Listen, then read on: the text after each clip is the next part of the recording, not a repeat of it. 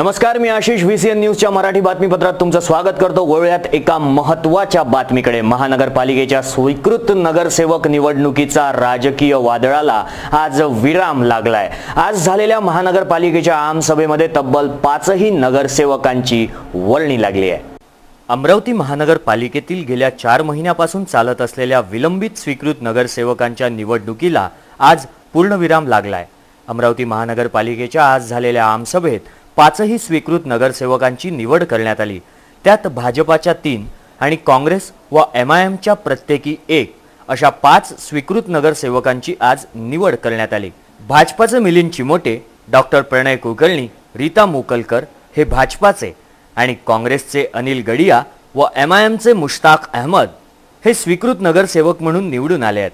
अमरावती महानगरपालिकेच्या निवडणुका मोठ्या धामधुमीत पार पडल्या। अनपेक्षितपणे भारतीय जनता पार्टीला बहुमत मिळालं। महानगरपालिकेतील 45 जागांवर भाजपाने आपले नगरसेवक निवडून आणण्यात यश प्राप्त केलं आणि अशा भरघोस बहुमतामुळे भारतीय जनता पार्टीमध्ये आनंदाचा माहोल काही वेगळाच होता। जेवढं यश या निवडणुकीत मिळालं त्यानुसार महानगरपालिकेमध्ये संख्याबळाच्या आधारावर भाजपाला 3, काँग्रेसला 1, MIMला 1 अशी स्वीकृत नगरसेवक महानगरपालिकेमध्ये पाठवायचे होते, पण यावर जवळपास 4 महिन्यांचा कालावधी लागला। या दरम्यान अमरावतीमधील राजकारणाला अनेक दिशा देण्यात आल्या। एका बाजूला पालकमंत्री तर महानगरपालिकात आपली ताकद वाढवण्यासाठी झटत होते, तर एका बाजूला अमरावतीचे विद्यमान आमदार आणि भारतीय जनता पार्टीचे मुख्य पदाधिकारी यांच्यात रस्सीखेच चालू होती। या राजकीय खलबत्त्यात अनेक नावे कुटली गेली, म्हणजेच अनेक राजकीय क्षेत्रातील नावे स्वीकृत नगरसेवकांच्या यादीत दिसत होती। कुठे माजी स्थायी सभापतींचे नाव यायचे, तर कुठे भाजपाच्या अध्यक्षांच्या धर्मपत्नींचे नाव सुद्धा बऱ्याच प्रमाणात वरपर्यंत आले होते। पण या सर्व वादळाला शेवटी 20 जुलैच्या महानगरपालिकेच्या आमसभेमध्ये पूर्णविराम मिळालाय। आज सकाळी महानगरपालिकेतील डॉक्टर बाबासाहेब आंबेडकर सभागृहात पार पडलेल्या आमसभेत 5 स्वीकृत नगरसेवकांची वर्णी लागली।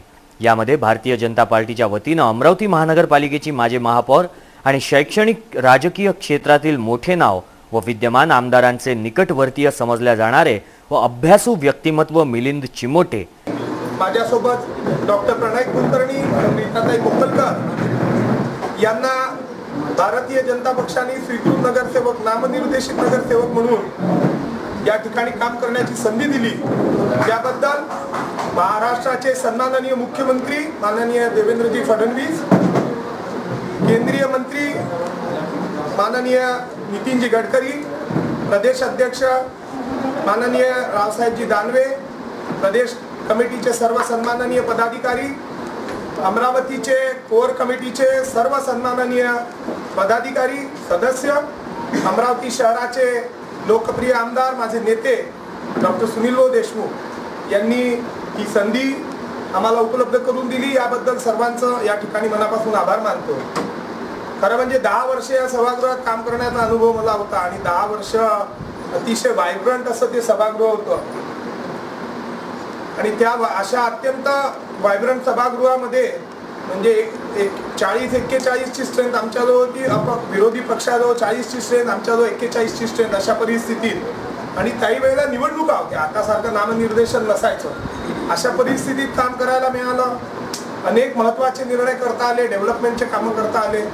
मला आठवतं, मी आज सभागृहात बसलो तर मला स्मरण होत होतं त्या गोष्टींचं की त्याही वेळेला अतिशय बिकट अशा आर्थिक परिस्थितीतून अमरावती महानगरपालिका जात होती, परंतु सुनील भाऊंचं नियोजन, त्यासोबतच केंद्र सरकारच्या योजनांमधून आणलेला पैसा आणि महापालिकेच्या स्तरावर घेतलेले काही धोरणात्मक निर्णय, सर्व निर्णय आपल्याला पॉप्युलिस्ट निर्णय करता नाही। सभागृहात बसल्यानंतर काही निर्णयांच्या बाबतीत आपल्याला विचार करावा लागतो, कर निर्धारणाचा हा जो विषय असतो। या सर्व निर्णयांच्या अनुषंगाने त्यावेळेला मी आपल्याला सांगू इच्छितो, इकॉनॉमिक टाइम्स आणि महाराष्ट्र टाइम्स या दोन्ही वृत्तपत्रांनी फ्रंट पेजवर अर्धा पेज बातमी छापून महाराष्ट्रातली आणि देशातली सर्वात गतीने पुढे जाणारी महानगरपालिका म्हणून अर्धा पेजची पूर्ण स्टोरी छापली होती। गतीने म्हणजे मुंबई महानगरपालिकेला आपण टेकवर नव्हतं करू शकत, जी गती असते, स्पीड, ज्या पद्धतीने आपला रेव्हेन्यू वाढला होता, ज्या पद्धतीने डेव्हलपमेंटची कामं सुरू होती, ज्या पद्धतीने एन्व्हायरमेंटच्या याच्याशी संबंधित कामं सुरू होती, ही गती त्यांनी मोजली आणि महाराष्ट्रातलं, देशातलं अतिशय अग्रणी असं महानगरपालिका म्हणून आपला नावलौकिक त्यावेळेला नोंदवल्या गेला। मधल्या मागच्या 5 वर्षामध्ये महानगरपालिकेची आर्थिक स्थिती अत्यंत हलाखीची झालेली आहे। तुषार भारतीय, माननीय महापौर, सभागृह नेता आणि आपण सर्व लोक प्रयत्न करतायत। मी आतापर्यंत प्रत्यक्ष त्यामध्ये सहभागी याच्यासाठी होऊ शकत नव्हतो की आपल्या सभागृहाचा सदस्य, पण यांनी केलेलं जे काम आहे ते दुरून बघत होतो। चांगले प्रयास आपण सर्व लोकांनी सुरू केले। खरं म्हणजे फार मोठी जबाबदारी, म्हणजे आनंद व्यक्त होत असताना एका जबाबदारीचं दडपण सुद्धा आहे। अमरावती महानगरपालिकेच्या इतिहासात कधी नव्हे ते पहिल्यांदा 45 सदस्य निवडून पाठवून भारतीय जनता पक्षाचं एक हाती सरकार या शहरातल्या नागरिकांनी आपल्याला दिलं आहे। बीजेपीचे निष्ठावंत कार्यकर्ते डॉक्टर प्रणय कुलकर्णी व रीता मोकलकर या 3 महानगरपालिकेतील स्वीकृत नगरसेवकांची वर्णी लागली आहे। म्हणून माझ्या पक्षाने माझ्यावर जी जिम्मेदारी दिली आहे ती मी जिम्मेदारी पूर्णतः निभवण्याचा अटूटात प्रयत्न करेन। मी महानगरपालिका क्षेत्रात आरोग्य, शिक्षण व स्वयंरोजगार या 3 बेसिस गरजांवर जितकंही मला काम करता येईल मी काम करेन आणि केंद्र शासनाच्या व राज्य शासनाच्या शहर विभागाकरता जे काही योजना आहे त्याचा अभ्यास करून त्या योजना तळागाळापर्यंत पोहोचण्याकरता मी सदैव प्रयत्नशील आहे।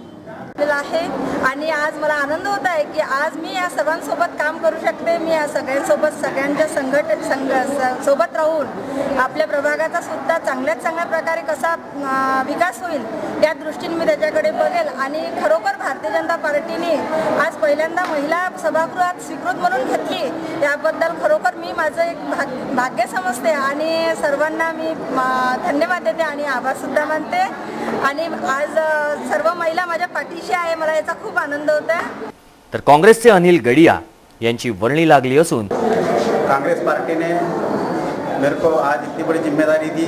मैं बहुत बहुत पार्टी का आभारी हूँ और पार्टी को आगे बढ़ाने के लिए जितना ज़्यादा काम करना है उतना हम करने के लिए तैयार है और पार्टी बहुत आगे अमरावती शहर में और पूरे महाराष्ट्र में पार्टी को आगे बढ़ाएगी। अमरावती महानगरपालिका निवडणुकीत अनपेक्षितपणे दुसऱ्या नंबरवर सर्वात मोठा पक्ष म्हणून समोर आलेला MIM या पक्षाला स्वीकृत नगरसेवक म्हणून आपली ताकद महानगरपालिकेमध्ये वाढवता आली। त्यांनी स्वीकृत नगरसेवक म्हणून MIMचे ज्येष्ठ व धडाडीचे कार्यकर्ते मुश्ताक अहमद यांचे नाव समोर केले।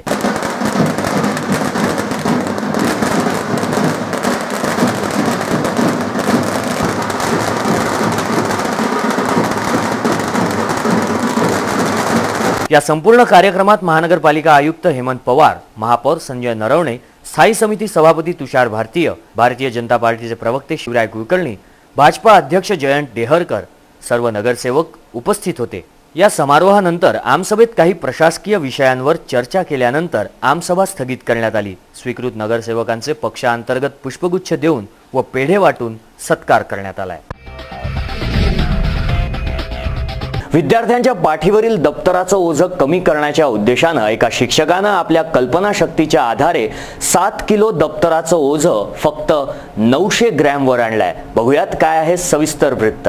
शालेय शिक्षणात विद्यार्थ्यांची प्रगती होण्यासाठी त्यांच्या पाठीवर दप्तराचं ओझं कमी करण्यासाठी प्रशासन अनेक उपाययोजना करत आहे।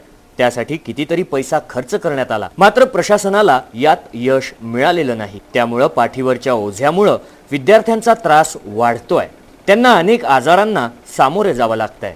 मात्र प्रशासनाच्या उदासीनतेमुळे विद्यार्थी, पालकवर्ग तसेच शिक्षक अजूनही या पाठीवरच्या ओझ्यामुळे त्रस्तच आहेत।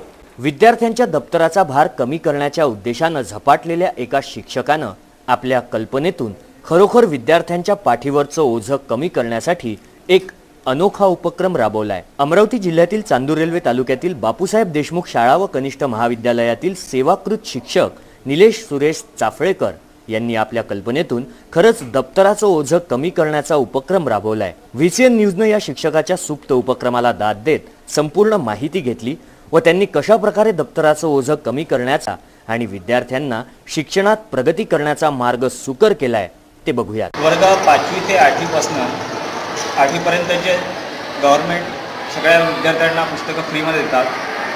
त्या पुस्तकाचं एका वर्गाचं जर पुस्तकाचं वजन पाहिलं, सगळं 7 ते 8 पुस्तकांचं वजन हे 3 किलोच्या जवळपास भरतं। आणि गव्हर्नमेंट म्हणते की प्रत्येक विद्यार्थ्याच्या पाठीवरचं ओझं कमी झालं पाहिजे, पण त्यासाठी गव्हर्नमेंट काही करत नाही। मग मी असा विचार केला की त्या विद्यार्थ्यांचं वजन कसे कमी होईल. मग त्यासाठी मी एक बुक तयार केलं. ते 3 किलो असं वजन सगळ्या पुस्तकाचं होतं. त्याच्यापासून मी एक बुक तयार केलं. याचं वजन आहे फक्त 300 ग्राम. आता हे 300 ग्रामचं पुस्तक आहे तरी काय, तर या पुस्तकामध्ये सगळे विषय आलेले आहेत.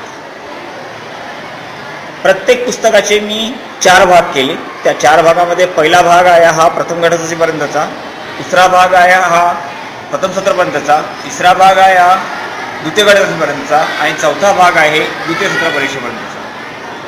आता याच्यामध्ये हे पुस्तक तयार करताना याच्यामध्ये सर्वात प्रथम मी हे प्रथम सत्रांत परीक्षेचं पुस्तक आहे. याच्यामध्ये सर्वात सुरुवातीला मी मराठी विषय ठेवला. यानंतर जो विषय येणार आहे तो आहे आपल्याकडे हिंदी. त्यानंतर जो विषय येणार आहे आपल्याकडे तो आहे विषय इंग्रजी. आणि यानंतर जो विषय येणार आहे आपल्याकडे तो विषय आहे गणित. त्यानंतर येणारा विषय आहे विज्ञान. आणि त्यानंतर येणारा विषय आहे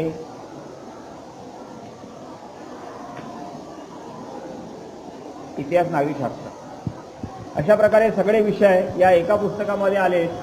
आणि हे पुस्तक जर विद्यार्थ्यांनी शाळेमध्ये आणलं तर फक्त 300 ग्राम वजनाचं एक पुस्तक विद्यार्थ्यांना 2 महिने शाळेत आणावं लागेल. 2 महिन्यानंतर दुसरं पुस्तक म्हणजे दुसरा भाग शाळेत आणावा लागेल. आणि तेपर्यंत दिवाळी येऊन जाईल. दिवाळीनंतर पुन्हा तिसरा भाग 2 महिन्यासाठी आणावा लागेल. आणि उरलेला जो चौथा भाग आहे तो शेवटच्या 2 महिन्यासाठी शाळेत त्यांना आणावा लागेल. म्हणजे विद्यार्थ्यांच्या पाठीवरचं 3 किलोचं वजन फक्त 300 ग्रामवर येऊन जाईल आणि त्यांचा बोजा कमी होईल. तसेच त्यांची वाढसुद्धा खुंटणार नाही. वळूयात पुढच्या बातमीकडे. लग्नाचे हॉल तसेच लॉन्सवरील लग्न समारंभात डीजे तसेच फटाके वाजवण्यावर आता कारवाई करण्यात येईल असे आदेश राष्ट्रीय हरित लवादानं NGTनं तसेच राज्य प्रदूषण नियंत्रण मंडळाला दिले आहेत. वेळ पडल्यास बंदी घालावी असं सुद्धा NGTनं बजावलंय. लग्नाचे हॉल आणि लॉन्स या ठिकाणी होणाऱ्या लग्न समारंभात डीजे आणि फटाके वाजवून ध्वनी प्रदूषण करणाऱ्यांवर कठोर कारवाई करण्याचे आदेश राष्ट्रीय हरित लवादाने राज्य प्रदूषण नियंत्रण मंडळाला दिले आहेत. वेळ पडल्यास त्यांच्यावर बंदी घालावी असेही NGTने बजावले आहे. या प्रकरणी NGTचे न्यायिक सदस्य न्यायमूर्ती UD साळवी यांनी तज्ज्ञ सदस्य डॉक्टर अजय देशपांडे यांच्या पीठानं नुकताच हा निर्णय दिलाय. पुण्यातील सृजल सहकारी गृहरचना संस्था या सोसायटीनं NGTकडे तक्रार केली होती. त्यांच्या म्हणण्यानुसार पुण्यातील म्हात्रे पूल व राजाराम पूल या भागातील DP मार्गावर लग्नाचे 4 हॉल व लॉन्स असून त्यांच्याकडून ध्वनी व वायू प्रदूषणाचे उल्लंघन होते. त्या प्रकरणाची दखल घेत NGTने कठोर कारवाईचे आदेश दिले असून तो राज्यातील सर्व लग्नाचे हॉल व लॉन्स यांना बंधनकारक आहे. अर्जदारांतर्फे ॲडव्होकेट असीम सरोदे यांनी बाजू मांडली आहे. लग्नाचे हॉल व लॉन्स यांनी जल व वायू प्रदूषण नियमांविषयी MPCBच्या मार्गदर्शक तत्वाचे पालन करावे व त्यासाठी 2 महिन्यात MPCBने कारवाईची प्रक्रिया सुरू करावी अशी चर्चित प्रतिक्रिया हिंदू धर्म दिसतो यांना मान्य आहे. या अंतर्गत देण्यात आलेले आदेश क्रमांक 1 लग्नाचे हॉल व लॉन्स या ठिकाणी साठणारा ओला व सुका कचरा याची विभागणी करण्यात यावी. ज्या ठिकाणी अनधिकृतरित्या कचरा फेकल्याचं निदर्शनास येईल तेथे संबंधितांना 50,000चा दंड होईल.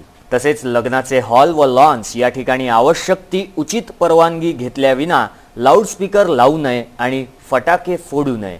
या नियमांचे उल्लंघन केल्यास लग्नाचे हॉल व लॉन्सच्या मालकांविरुद्ध फौजदारी कारवाई सुद्धा करण्यात येईल. बेकायदा डीजे अथवा वाद्य यंत्रणा बसवल्यास वाहनांच्या चालकांना प्रत्येक गुन्ह्यासाठी 50,000 दंड ठोठावण्यात येईल. याचबरोबर वेळ झाली आहे मराठी बातमीपत्रात एका छोट्याशा विश्रांतीची. कुठेही जाऊ नका, बघत रहा VCN न्यूज.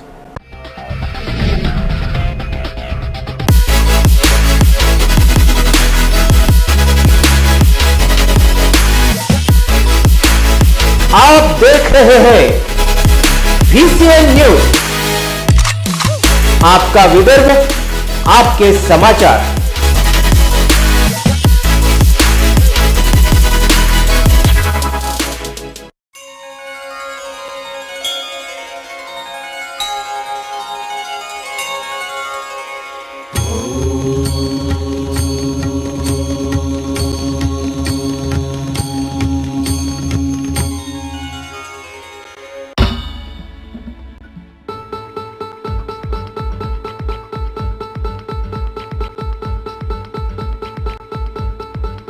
घरची शान घरचा मान घराकडे तिचे सर्व ध्यान. कोण आहे ती अहो हो कोण आहे ती गृहलक्ष्मी गृहलक्ष्मी.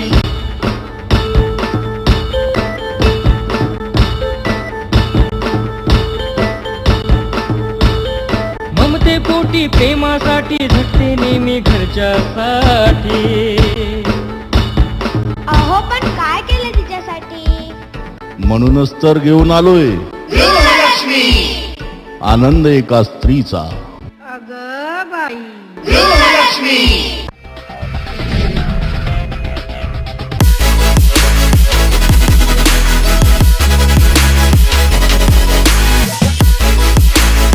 आप देख रहे हैं VCN न्यूज,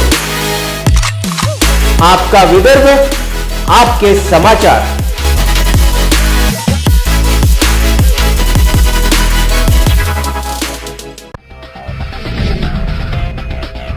विश्रांतीनंतर मी आशिष पुन्हा एकदा तुमचं स्वागत करतो. वळूयात पुढच्या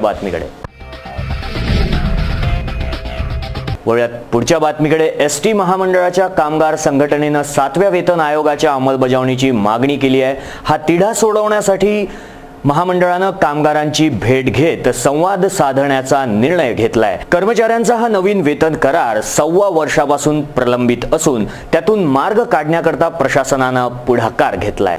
एसटी महामंडळातील कर्मचाऱ्यांचा नवीन वेतन करार 1.25 वर्षांपासून प्रलंबित असताना त्यातून मार्ग काढण्यासाठी प्रशासनानं पुढाकार घेतलाय. 16 महिन्यांपासून नवीन वेतन वाढीच्या प्रतीक्षेत असणाऱ्या कर्मचाऱ्यांशी संवाद साधण्याचा निर्णय मंडळानं घेतलाय. त्यासाठी 19 जुलैपासून राज्यातील सर्व विभागातील एसटी कामगारांशी संवाद साधला जाणार असून एसटीतील कर्मचाऱ्यांचा 2012 ते 2016च्या वेतन करार संपुष्टात आलाय.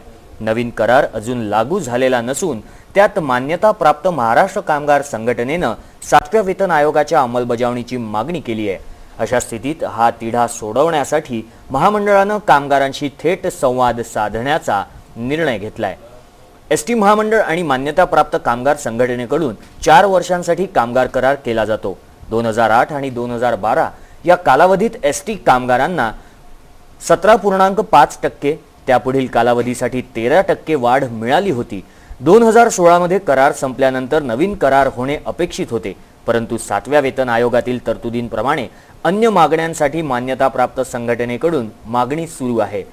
7व्या वेतन आयोगाप्रमाणे आर्थिक तरतुदी दिल्यास महामंडळ चालवणेही कठीण होईल, अशी महामंडळाची भूमिका आहे. या पार्श्वभूमीवर कामगारांच्या दृष्टीने नवीन वेतन करार होणे आवश्यक असल्यानं एसटीनं कामगारांशी संवाद साधण्याचं ठरवलंय.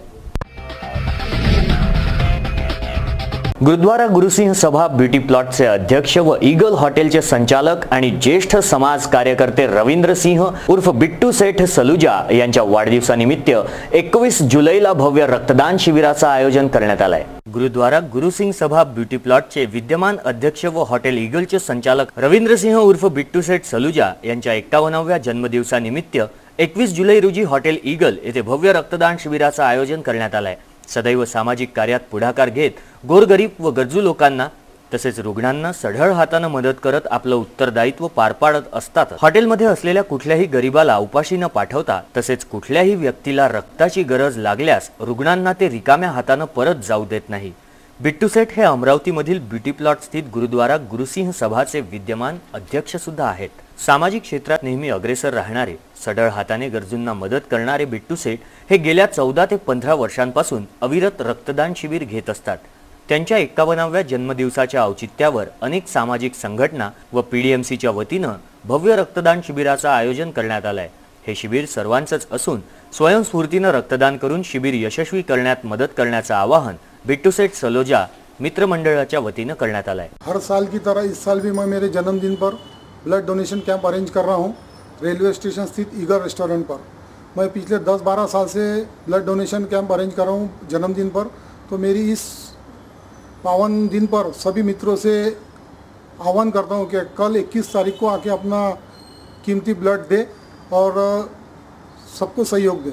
और ये जो ब्लड का काम है ये हर तबके के इंसान को लगता है, गरीब रहो अमीर रहो. तो मेरा यही सोचना रहता है कि ब्लड हर इंसान को उसके ज़रूरत पर मिले.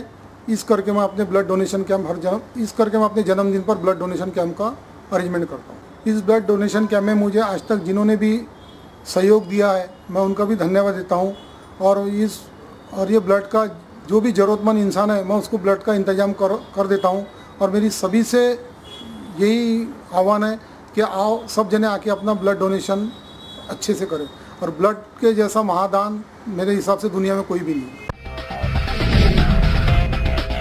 तर हे होतं आजचं मराठी बातमीपत्र। मराठी बातमीपत्रात वेळ झाली आहे इथेच थांबण्याची। विदर्भाशी जुळलेल्या ज्वलंत प्रश्नांसाठी बघत रहा VCN न्यूज। नमस्कार।